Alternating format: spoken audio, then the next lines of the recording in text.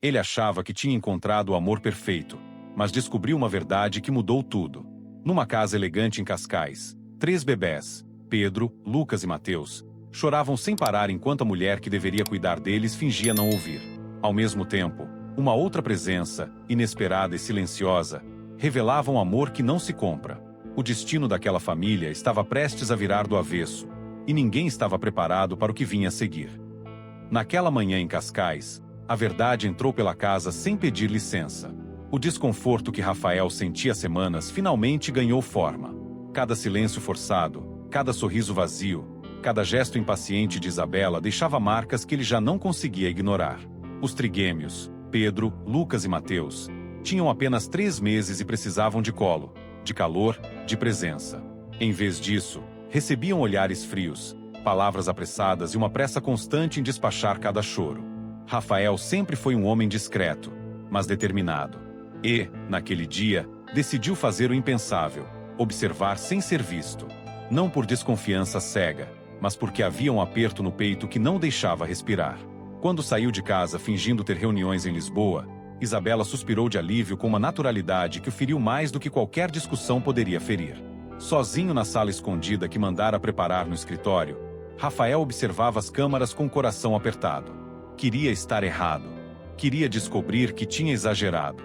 Queria ver carinho onde o medo lhe dizia que só havia indiferença. Mas quando Isabela entrou no quarto dos bebés e encarou os 3 berços como se fossem um fardo, o mundo dele estalou em silêncio. 3 bebés, isto é uma tortura, murmurou ela, sem imaginar que cada palavra se transformava em faca no peito de Rafael. E então, minutos depois, a porta abriu-se devagar. Marina, a empregada que trabalhava ali há quase um ano, entrou com passos suaves. Não deveria estar ali, mas o coração de mãe que trazia no peito nunca precisou de horários. Bastou ouvir o choro para correr. O contraste entre as 2 mulheres era tão profundo que parecia impossível estarem na mesma casa. E, naquele momento, Rafael percebeu: o amor verdadeiro nunca faz barulho. Apenas aparece quando é preciso. O relógio marcava minutos que pareciam horas enquanto Rafael observava tudo a partir da sala secreta. Cada gesto de Isabela era mais um golpe naquilo que ele acreditava ser amor. Ela atravessou a casa com o telemóvel na mão, indiferente ao choro dos bebés, indiferente ao sofrimento que enchia o ar. Preparou um café como quem prepara um ritual de fuga. Depois afundou-se no sofá, desligada do mundo, desligada da vida que dizia querer construir. Os bebés continuavam a chorar. Pedro, o mais sensível, chorava de dor e de abandono. Lucas chamava por colo, por segurança. Mateus, o mais calmo, desmoronava aos poucos, como se percebesse que ninguém viria. Rafael apertava a mesa com força. Não podia intervir ainda. Precisava ver até onde a máscara chegava. E foi então que a porta abriu. Marina entrou, não com a pressa de quem invade, mas com a urgência de quem sente. Trazia uma sacola simples e um cansaço escondido nos olhos. Mas ao ouvir o choro, o corpo dela moveu-se sozinho, como se o coração comandasse tudo. Subiu as escadas e entrou no quarto sem pedir permissão. A imagem fez Rafael prender a respiração. Marina pegou primeiro Pedro ao colo, embalando com mãos que conheciam o peso da vida. Depois cuidou de Lucas, oferecendo-lhe uma chupeta e um sorriso de ternura. Por fim, acariciou a cabecinha de Mateus, murmurando palavras que pareciam música. O choro cessou. A dor também.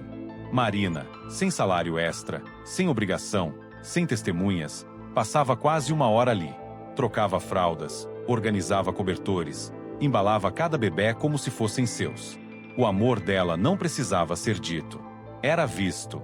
Era sentido. Era verdadeiro. Quando voltou à sala, Isabela continuava no sofá, irritada.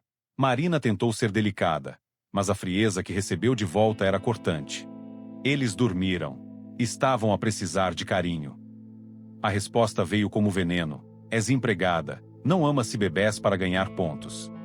Mas Marina não discutiu. Nunca discutia. Só guardou o silêncio de quem sabe que a verdade não precisa ser gritada. Isabela, minutos depois, ligou para uma amiga. Rafael ouviu tudo. Eu finjo que gosto dos bebés quando ele está por perto. Mas não aguento mais. Ou ele devolve estes 3 ao orfanato ou termino tudo. Essas palavras foram a gota final. Rafael sentiu o chão abrir-se. A mulher que ele pensava amar via os filhos como obstáculos. E Marina? Marina era o oposto de tudo isso. Ela era amor, mesmo sem ter nada a ganhar. Isabela saiu novamente, deixando a casa vazia e silenciosa. Horas depois, os bebés acordaram famintos, desesperados. E, quando já parecia insuportável, Marina regressou cedo, quase correndo, como se o instinto maternal tivesse avisado que algo estava errado. Enquanto alimentava Pedro, lágrimas caíam pela primeira vez dos olhos dela, não por dor própria, mas pela dor dos bebés. E Rafael, ali sozinho, percebeu.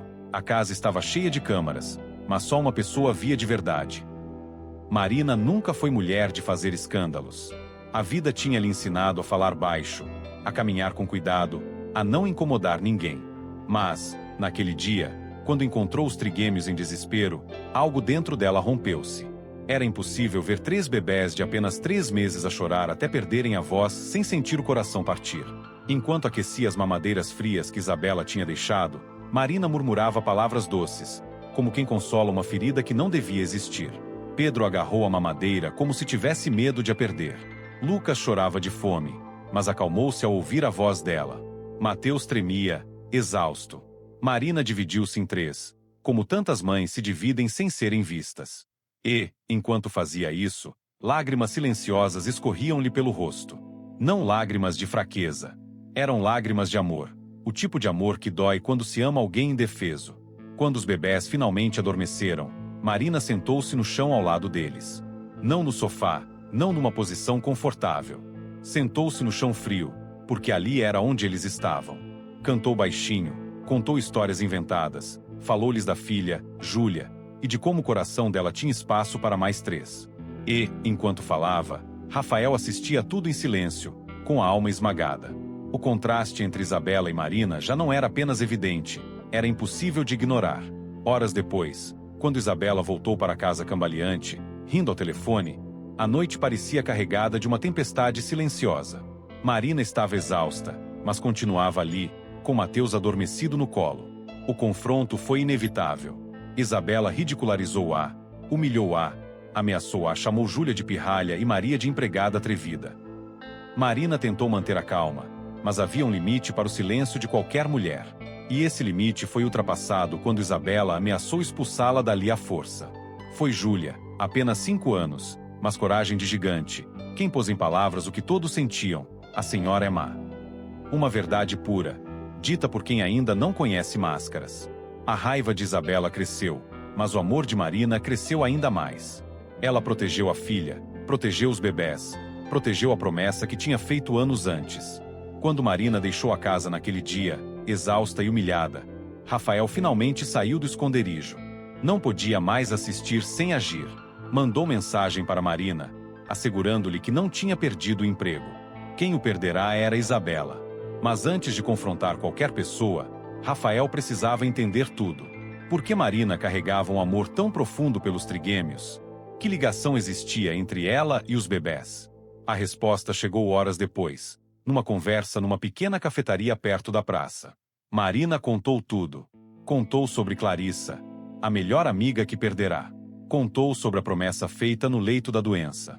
Contou sobre o desespero da mãe biológica, sobre o abandono que não foi falta de amor, mas de saúde, de tempo, de forças.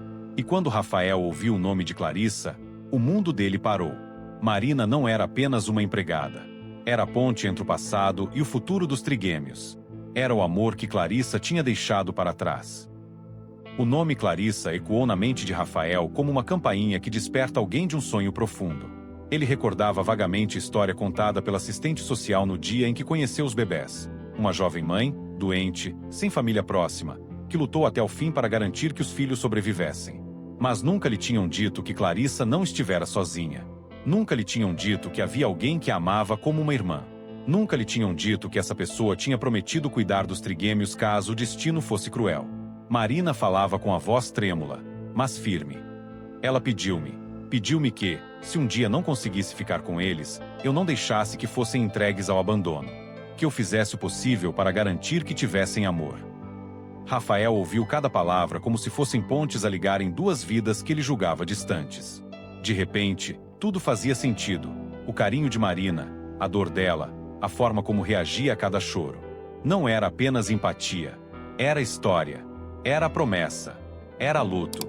Rafael respirou fundo, sentindo o peso de tudo que tinha deixado escapar enquanto tentava reconstruir a própria vida. Não era apenas a traição de Isabela.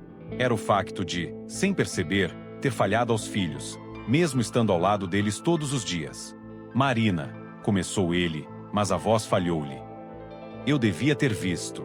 Devia ter percebido. Você estava a carregar tudo sozinha. Ela abanou a cabeça com um gesto humilde. Não estava sozinha. Eu tinha Júlia. E tinha eles. O amor, quando é verdadeiro, multiplica-se. As palavras dela tocaram-no de uma forma que ele não estava preparado para sentir.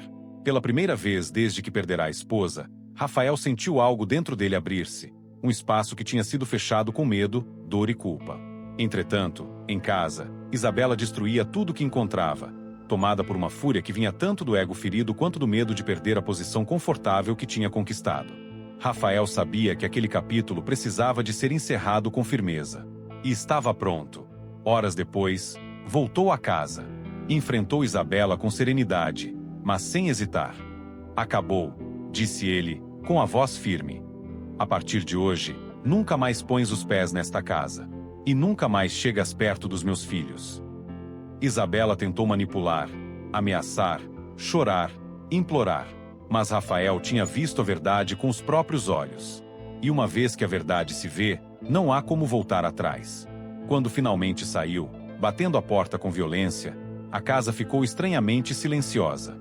Não um silêncio vazio, mas um silêncio que parecia permitir que o ar voltasse a circular. Rafael caminhou até o quarto dos bebés. Observou os três a dormir, tranquilos, com o peito a subir e a descer num ritmo quase musical. O coração dele apertou-se, não de dor, mas de gratidão. Naquela noite, Rafael tomou uma decisão que mudaria para sempre o futuro da família. Marina e Júlia não eram apenas ajuda. Eram parte essencial daquela história. Parte essencial daquele amor. E ele não deixaria que fossem embora. Na manhã seguinte, a casa parecia outra. O sol entrava sem pedir licença, iluminando cada canto como se quisesse apagar a sombra que Isabela deixará para trás. Rafael acordou cedo, não por obrigação, mas por um impulso novo, uma urgência de estar presente, de reparar, de reconstruir. Caminhou até o quarto dos trigêmeos e encontrou-os a dormir, serenos, como se finalmente tivessem aprendido que o mundo podia ser um lugar seguro. Enquanto preparava o pequeno almoço, algo dentro dele amadurecia. Percebeu que aquela casa, tão grande e tão cheia de silêncio nos últimos meses, precisava de mais do que móveis elegantes e rotinas apressadas. Precisava de calor. Precisava de risos. Precisava de família. E havia duas pessoas que sempre trouxeram isso, mesmo quando não era responsabilidade delas. Decidiu, então, fazer o que deveria ter feito muito antes: convidar Marina e Júlia não apenas a voltar, mas a ficar. Não como empregada e filha da empregada, mas como parte do lar. Horas depois, Marina chegou com passos tímidos, ainda receosa de não ser bem-vinda depois do caos do dia anterior. Júlia segurava-lhe a mão com força, como quem teme perder tudo outra vez. Rafael recebeu-as com um sorriso que vinha mesmo da alma. Entrem. A casa é vossa. Marina tentou protestar, tentou explicar que aquilo não era necessário, que só queria ajudar os bebés enquanto procurava forças para seguir a vida. Mas Rafael não a deixou continuar. Você prometeu cuidar deles, mas não sozinha. Deixe-me cumprir a minha parte da promessa. As palavras deixaram-na sem voz. Desde que perdera Clarissa, ela carregava tudo sozinha. O luto, a promessa, o medo de falhar, a responsabilidade de ser mãe e ainda cuidar de 3 bebés que não eram seus, mas que o coração insistia em adoptar. Naquela tarde, enquanto Marina alimentava Mateus no colo e Júlia brincava no tapete com Pedro e Lucas, Rafael sentou-se no chão ao lado delas. Não como patrão, não como homem de negócios, mas como alguém que finalmente compreendeu onde estava o seu lugar. Marina, disse ele, olhando para a forma como ela embalava o bebê, eu sei que não posso apagar o que passou, mas posso construir algo novo. Ela levantou os olhos, ainda com receio de acreditar naquilo que ouvia. Rafael, o que quer dizer? Quero dizer que ninguém neste mundo ama estes bebés como você. E ninguém entende o que eles significam, como você. Se quiser, se aceitar, quero que fique conosco, como família. O silêncio que se seguiu não foi vazio. Foi cheio, cheio de memória, de dor, de esperança, de tudo aquilo que nunca tinha sido dito. Marina sentiu lágrimas que não conseguia conter. Não lágrimas de tristeza, mas de alívio, de pertencimento, de promessa cumprida. Ela olhou para Júlia, que sorria para os 3 bebés como se já soubesse que aquele era o lugar certo. E, com a voz trêmula, respondeu: sim, ficamos. Pedro sorriu no berço. Lucas agarrou o dedo de Júlia. Mateus adormeceu no peito de Marina. E Rafael, ao ver aquela cena, soube que a vida tinha finalmente reencontrado o caminho. Não era uma família perfeita, mas era uma família verdadeira. E, naquela casa em Cascais, o amor que um dia pareceu perdido, agora tinha finalmente um lar.